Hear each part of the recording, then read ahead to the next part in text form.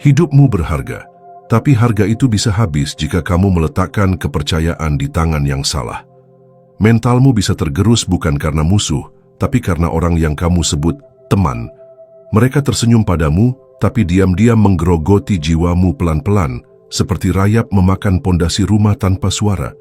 Tahu-tahu runtuh, dan kamu tak sadar, karena dampak buruk yang mereka beri terasa seperti pelukan. Kamu harus paham satu hal, tidak semua yang dekat layak tinggal. Ada orang yang membawa angin segar, ada pula yang seperti kabut racun. Pertemanan sejati bukan soal sering bertemu, tapi seberapa tulus mereka mendukungmu saat kamu terseok. Video ini bukan untuk membenci siapapun, tapi untuk menyelamatkan diri dari pelan-pelan dihancurkan oleh orang yang salah. Berikut adalah 10 jenis teman yang sebaiknya kamu hindari untuk menjaga kesehatan mentalmu. 1. Teman yang suka mengeluh. Teman yang hidupnya selalu tentang masalah lah kesialan dan nasib buruk adalah mesin penghisap energi. Ia datang bukan untuk berbagi, tapi untuk menumpahkan semua sampah emosinya ke bahumu. Setiap pertemuan bukan diskusi, melainkan sesi pengadilan semesta yang tak pernah adil. Kamu dijadikan tong sampah batin, dan sialnya kamu seringkali terlalu sopan untuk menolaknya. Orang semacam ini tak sedang mencari solusi, ia hanya butuh disorot. Ia ingin kamu mendengar mengangguk, lalu ikut tenggelam dalam kubangan kesuraman. Kamu diajak menjadi bagian dari penderitaannya, tanpa diberi kesempatan untuk menjadi manusia utuh yang juga punya luka sendiri. Pertemanan macam ini bukan tempat berteduh, tapi jebakan berlumpur. Yang paling buruk dari keluhan yang terus-menerus adalah cara ia mengubah pandanganmu terhadap dunia. Kamu mulai melihat hidup sebagai beban, bukan anugerah. Pikiranmu menjadi sempit, lensa harapanmu berkabut. Kamu ikut murung, ikut cemas, ikut menyerah, padahal hidupmu sendiri mungkin baik-baik saja sebelum dia datang. Kalau kamu tidak berani menarik garis tegas, jangan heran jika keluhan mereka menjadi musik latar dalam hidupmu. Keluhan yang konstan akan mematikan rasa syukur. Dan ketika rasa syukur mati, mentalmu akan membusuk pelan-pelan. 2. Teman yang suka memanfaatkanmu. Ia datang saat butuh, lalu pergi saat kamu sangat membutuhkan. Sosok yang tahu cara memintamu berkorban untuknya, tapi amnesia ketika tiba gilirannya untuk mengulurkan tangan padamu. Mulutnya manis, tapi niatnya licik. Pertemanan di matanya adalah alat bukan ikatan, dan kamu, dalam skemanya, hanyalah pion yang bisa ditukar. Teman macam ini pandai menyamar. Mereka pintar menyentuh rasa iba, tahu kapan harus memuji, tahu kapan pura-pura peduli.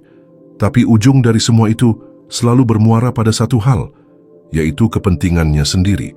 Jika kamu tak memberinya keuntungan, ia tak melihat alasan untuk bertahan. Yang lebih buruk dari tukang memanfaatkan adalah ketika ia membuatmu merasa bersalah jika menolak. Kamu dipaksa merasa tidak enak hati karena memilih untuk menjaga dirimu sendiri. Itu bukan pertemanan, itu pemerasan emosional yang dibungkus dengan senyum palsu. Lebih baik lepaskan. Jangan beri ruang pada orang yang hanya menjadikanmu alat. Hidup ini terlalu singkat untuk dikelilingi oleh parasit yang tidak punya perasaan.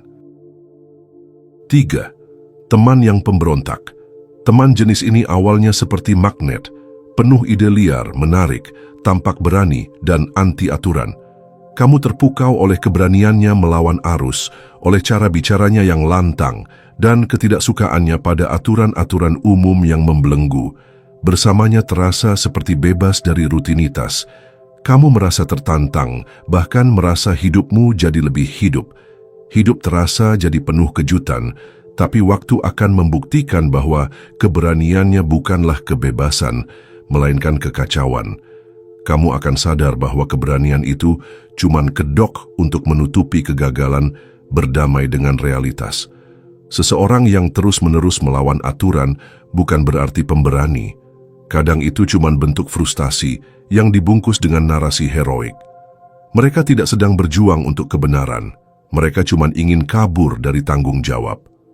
Teman semacam ini senang melihat dunia kacau, karena dalam kekacauan itu, mereka tak perlu bersaing secara adil.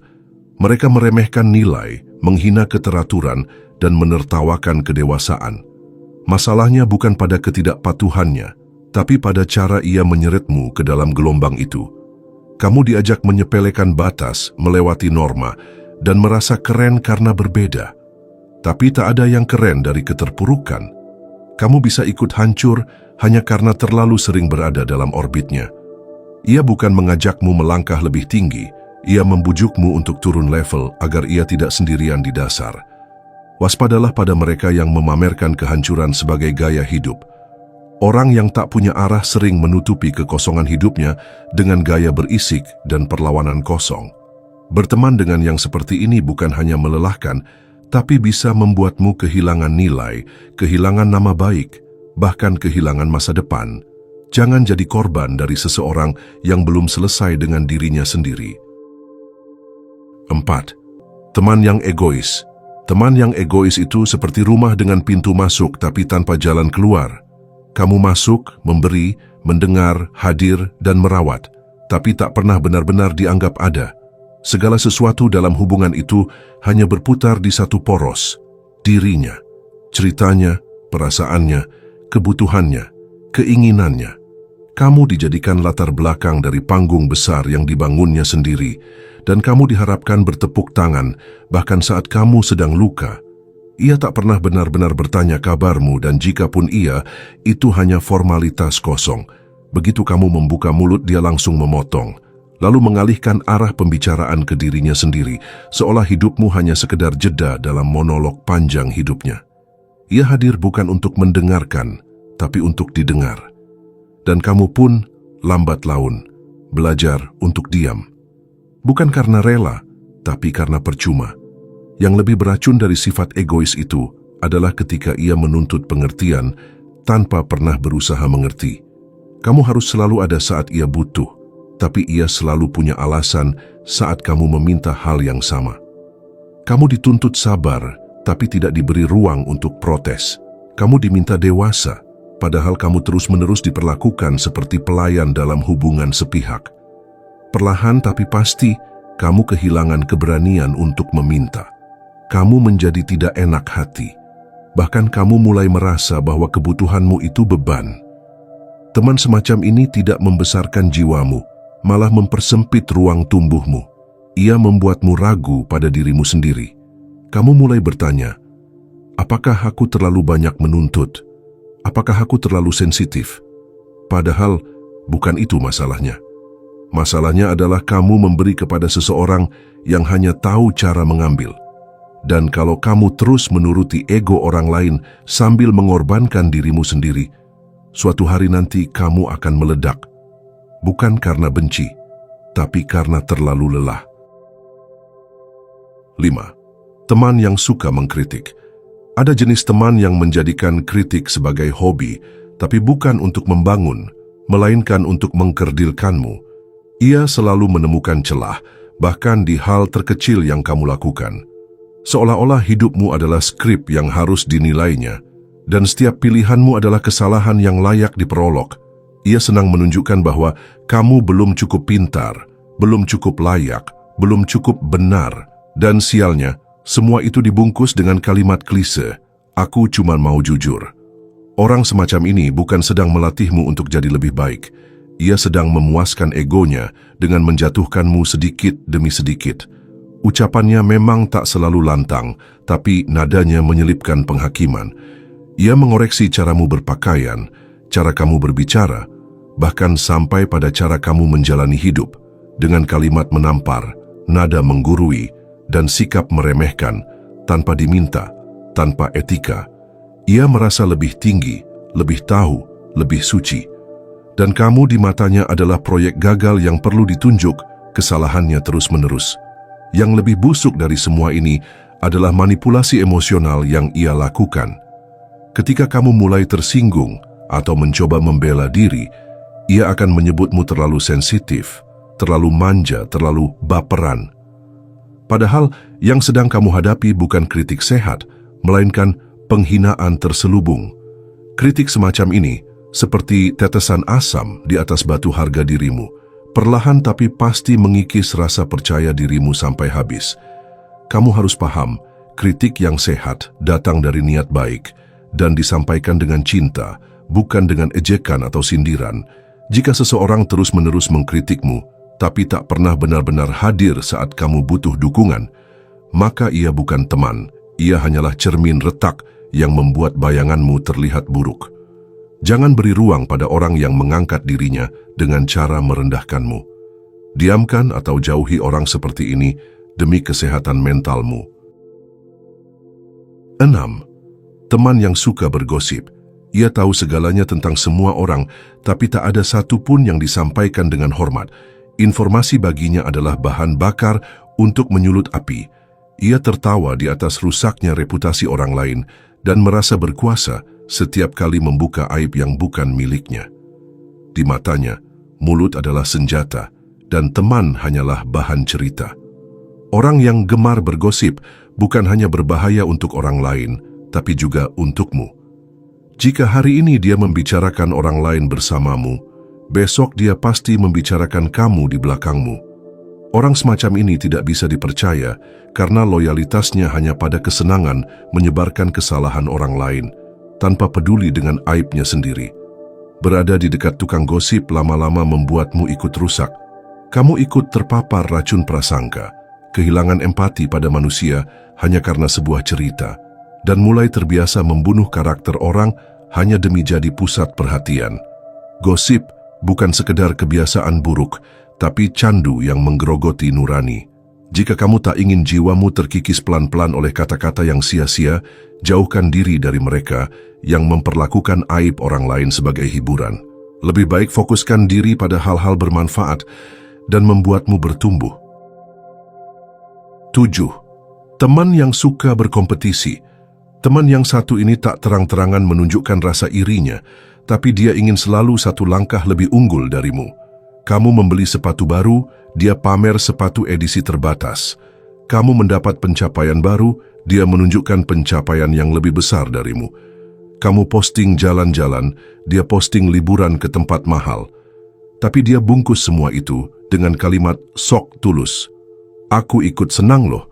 Kamu tahu dia tak tulus, tapi kamu juga tak bisa marah. Karena persaingan ini seperti racun yang dicampur madu, terasa manis tapi merusak pelan-pelan. Kamu mulai merasa tak pernah cukup baik. Setiap pencapaianmu terasa sia-sia karena dia selalu bisa membuatmu merasa kamu masih kurang. Mentalmu diperas tanpa disadari. Hubungan ini adalah perlombaan tanpa garis akhir, dan kamu bukan pelari, kamu sedang diburu. Kamu tak pernah benar-benar bahagia karena kamu terus membandingkan diri. Lama-lama, kamu menjadi cemas, minder, bahkan mulai mempertanyakan nilai dirimu sendiri. Hapus skor. Akhiri permainan, tinggalkan orang yang menjadikan pertemanan sebagai ajang adu keunggulan. Teman sejati tak saling balap. Mereka tumbuh bersama, saling menyupport, bukan saling menginjak. 8. Teman yang suka membuat drama.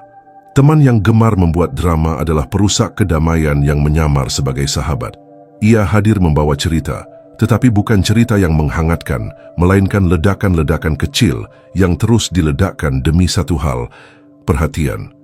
Hidupnya dipenuhi konflik, dan jika tidak ada konflik, ia akan menciptakannya. Di sekitarnya, suasana selalu menegang, percakapan selalu dibumbui ledakan emosi, dan setiap ketenangan dianggap sebagai ancaman terhadap eksistensinya. Seseorang dengan kecenderungan dramatis menjadikan kekacauan sebagai habitat. Ia memperbesar masalah kecil, membesar-besarkan luka yang sebenarnya sepele, dan mendramatisasi hal-hal yang biasa agar terlihat luar biasa. Dalam pikirannya, ia adalah tokoh utama dalam film tragedi yang tak kunjung selesai, dan kamu, jika terlalu dekat, akan ditarik menjadi peran pendukung dalam lakon yang menyedot energi emosionalmu habis-habisan. Kamu akan sering merasa diinterogasi atas hal-hal remeh. Perbedaan pendapat kecil bisa berujung pada perdebatan yang melelahkan. Bila kamu mencoba menjaga jarak, ia akan mengancam pergi atau memelintir situasi agar seolah-olah kamu yang bersalah. Ia manipulatif, menggunakan air mata sebagai senjata, dan menjadikan rasa bersalahmu sebagai alat kendali. Kamu dibuat merasa bertanggung jawab atas kestabilan emosinya, padahal itu bukan tugasmu. Lama-lama kamu tak hanya kelelahan secara mental, tapi juga mulai kehilangan jati diri. Kamu menjadi lebih pendiam, lebih hati-hati, takut salah ucap, bahkan mulai takut jujur. Kamu tidak lagi nyaman dalam hubungan yang seharusnya saling membebaskan. Teman yang suka drama bukan sekedar menyebalkan, ia adalah penyebab utama kegagalanmu untuk tumbuh dalam damai. Jika kamu ingin hidupmu kembali tenang dan mentalmu tidak hancur, menjauhlah. Potong naskah dramanya dan keluar dari panggung yang tak pernah kamu pilih sejak awal. 9. Teman yang tidak menghormati batasmu. Teman semacam ini tak mengenal ruang pribadi. Ia selalu ingin tahu segalanya, selalu hadir bahkan saat tidak diundang, dan merasa punya hak atas waktumu, emosimu, dan hidupmu. Ia tidak tahu kapan harus berhenti, karena di kepalanya semua batas hanyalah penghalang ego pribadinya. Ia sering menelepon larut malam, meskipun kamu sudah mengatakan ingin tidur. Ia memaksa masuk dalam urusan yang tidak perlu. Ia menuntut penjelasan atas keputusanmu. Ia marah jika kamu punya dunia yang tak melibatkannya. Padahal batas itu bukan untuk menjauh, tapi untuk menjaga. Tapi ia tak mau mengerti, karena yang ia inginkan adalah kontrol, bukan kedekatan. Kamu pun mulai kehilangan kendali atas hidupmu sendiri. Kamu mulai merasa bersalah saat mengambil waktu untuk diri sendiri. Kamu merasa perlu meminta izin atas hal-hal yang sebenarnya hakmu. Pertemanan semacam ini tidak sehat. Ini sudah menjurus ke manipulasi. Kalau kamu terus membiarkan seseorang menyeberangi batasmu tanpa mempedulikan privasimu, maka batas itu tak lagi berguna. Jangan izinkan siapapun membuatmu kehilangan kendali atas hidupmu sendiri, atas nama teman. 10. Teman yang negatif. Teman yang negatif itu senyap tapi menghancurkan. Ia tidak selalu berteriak atau mencaci. Kadang ia hanya duduk di sebelahmu dengan wajah masam, mata sinis, dan kata-kata dingin yang keluar seolah tanpa niat jahat, padahal berisi racun. Ia tidak hanya skeptis terhadap hidupnya sendiri, tapi juga terhadap setiap langkah yang kamu ambil. Ia tak sanggup bahagia atas keberhasilanmu, dan selalu punya cara untuk merendahkan semangatmu, bahkan saat kamu datang dalam keadaan paling rapuh. Ciri khas dari teman negatif adalah ketidaksanggupan untuk melihat kemungkinan baik. Kamu berbagi rencana, ia balas dengan keraguan. Kamu cerita tentang peluang, ia bawa cerita kegagalan. Ia mengira dirinya sedang membumi atau realistis, padahal sedang membenamkan harapanmu ke lumpur pesimisme. Segala hal dianggap terlalu sulit, terlalu berisiko, terlalu bodoh untuk dilakukan. Ujungnya, kamu mulai mempertanyakan dirimu sendiri, dan itu adalah pembusukan mental yang tidak kentara. Yang lebih berbahaya adalah bagaimana ia membuat kegelapan terdengar masuk akal. Kata-katanya logis, masuk di akalmu yang lelah. Ia tidak menghujatmu secara langsung, tapi membuatmu meragukan dirimu dengan cara yang halus. Kamu yakin bisa? Jangan terlalu berharap banyak. Kalimat-kalimat semacam itu terdengar seperti saran, padahal diam-diam menusuk jantung kepercayaan dirimu. Berhati-hatilah, karena teman negatif bukan sekedar pembunuh mood, tapi juga pembunuh mimpi. Ia tidak perlu memaksamu mundur. Ia cukup membuatmu ragu, diam, dan tidak bergerak. Dan kalau kamu tidak segera sadar, kamu akan menjadi seperti dirinya. Orang yang hidup bukan untuk maju, tapi untuk bertahan di tempat yang penuh keluhan dan ketakutan. Jika kamu ingin hidupmu bergerak, jauhi mereka, sejauh-jauhnya. Sebab stagnasi kadang berawal dari satu bisikan yang berhasil membekukan niatmu. Teman itu seperti udara. Jika bersih, dia menyegarkan. Jika kotor, dia mencekikmu perlahan. Maka berhati-hatilah memilih siapa yang kamu izinkan berjalan bersamamu. Karena jalanmu panjang, jiwamu kadang rapuh, dan waktumu terlalu mahal untuk dibagikan pada mereka yang hanya membawa beban dan luka. Dan ingat, menghindar bukan berarti membenci. Terkadang, menjauh adalah satu-satunya bentuk cinta kepada diri sendiri.